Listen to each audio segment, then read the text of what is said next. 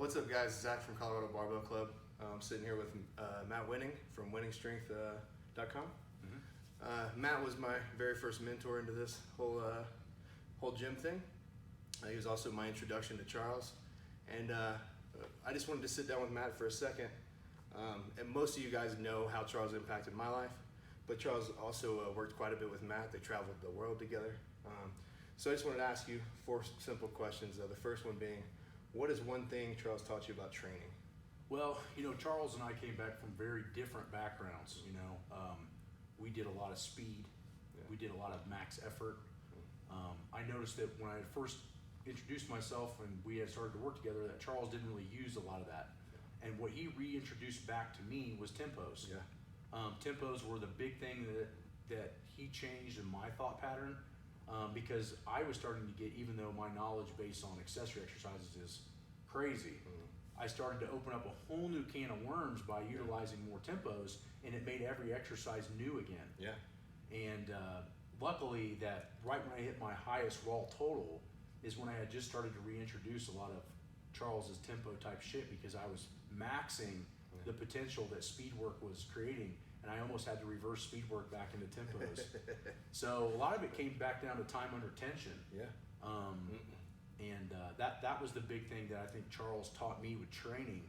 And that was probably the biggest thing that I can say. I think most people who have followed Charles' work would probably say the same.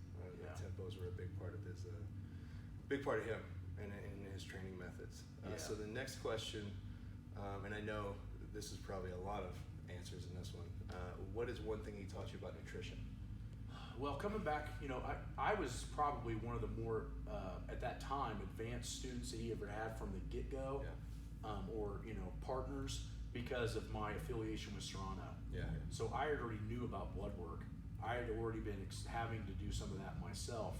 But the big thing that I think Charles really got me to understand was the importance of magnesium. Yeah. Right? The importance what he learned from his own mistakes on sleep. Yeah. Right? And not overworking yourself, and making sure you got more quality out of your time than quantity. So make things more efficient, not so long, so that you have more time to recover. Exactly. So I think everything that he taught me about recovery, and then reiterating parabens, plastics, making sure that those things are completely gone, started to give me more environmental cues. And I understand why this stuff can be hard to absorb for some people, because in reality, the world we live in, ignorance is bliss. Yeah. I mean, everything I look at now, I'm like, what the fuck does this have on it? What does that have on it? You're just like, God damn it, I just want to drink out of a plastic cup. I don't care. But at the end of the day, what I started realizing was in my genetics, I was susceptible to crazy cancers. I was susceptible to bad triglycerides. Yeah.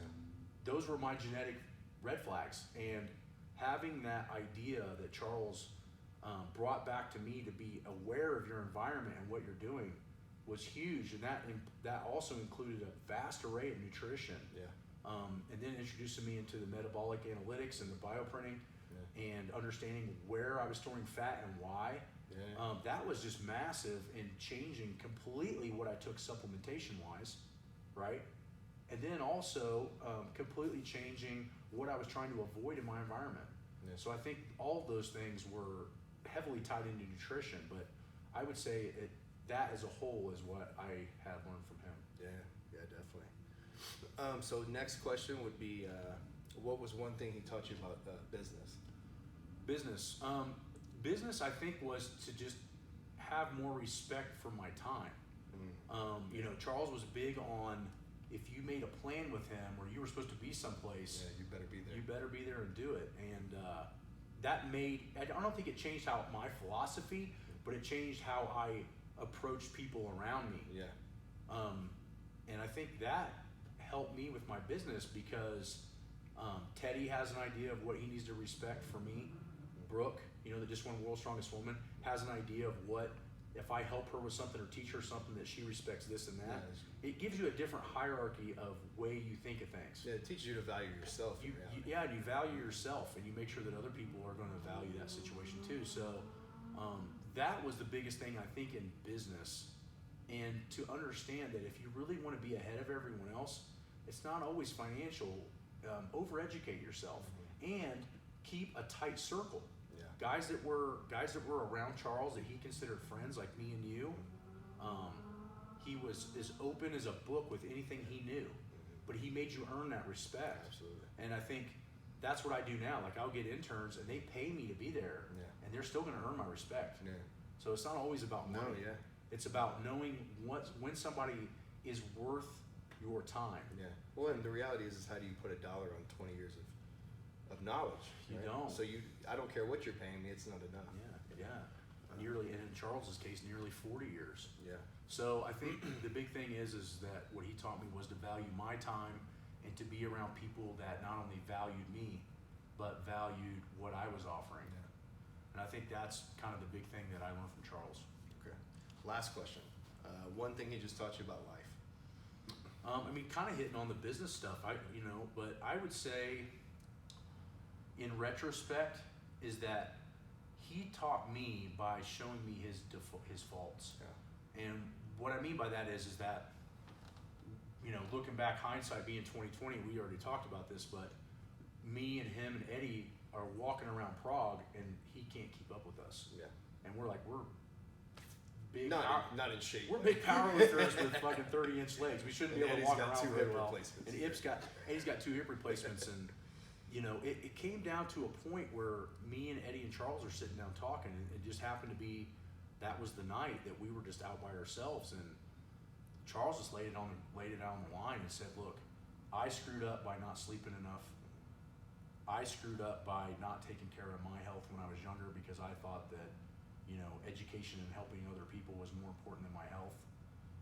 So on the personal side of things, I think a lot of it was just him being so open with the people he was close with that taught us to have a holistic value approach. And that was one of the big transition points for me to putting health in front of strength. Yeah. I mean, when you first met me, Oh yeah, unhealthy. strength, I didn't care. I mean, it was breaking world records, you know what I mean? And that changed a lot. And Charles made sure that he had that presence of that. Learn from what I did wrong. Yeah. And I think that was the biggest thing on a personal level that I learned from him, was to value my health before anything, because no matter how strong you are going to get in your prime, you got to be able to educate and be healthy enough to educate for the next 30 years, or a lot of that's just not worth it. I watch these guys just beat themselves to pieces and do all these amazing things, but then they're like a shooting star, they're gone. Yeah. And they're not able to apply the knowledge. And I think the one deficit that I learned from Charles is that don't be, whether it's chosen or unchosen, don't be as unhealthy to where I think Charles would even have more presence if he'd have been healthy for another 15 years. Yeah. But he couldn't reverse what he did in his 20s and 30s. That's actually, just to touch on that, that's actually one of my biggest frustrations with all the people running their mouths on the internet about it right now, is that the reason Charles was such an asset was that he experimented on himself a lot. Mm-hmm. He never had someone do something that he didn't. He experimented on himself, and everybody got the benefit of him being unhealthy. Yeah. Because his unhealthiness is what drove him to be almost a savant in understanding all the papers and all the research and all the training. Yeah. Because he put all that in front of his own health. Mm-hmm. By meaning 2-3 hours of sleep a night, Yeah. staying up and reading for 20 years. Yeah. I mean, you don't just have a heart attack at 35 because you're unhealthy. Yeah. You have a heart attack at under 35 because you have overworked yourself to the point to help and benefit all of us. Yeah. And that's what I think people don't realize, that he sacrificed a lot of his health, whether it was intentional or unintentional. Yeah. I think all of in us, the process of learning, we can get away with anything at that age. Yeah, especially 20. It doesn't catch up with us until later. And I think people should look back at Charles as somebody that pretty much gave up his entire health and life for all of us to be able to learn stuff faster. Yeah. Because in reality, without Charles, without Serrano, without a couple of the other guys that I would consider the top cream of the crop in the world, they all have the same kind of attributes and almost autistic. They're almost autistic. Yeah. and have a spectrum. Mm-hmm. And I think that's what attracted people to Charles. He was so smart, but it also radiated people away because he was so almost ADD or whatever you want to call it. Mm-hmm. And but so learning from that, I think learning from Charles was a lot of him being open and telling me what I needed to fix that he knew were mistakes he made. really appreciate you doing this. Always good to see you, homie. Thanks for watching.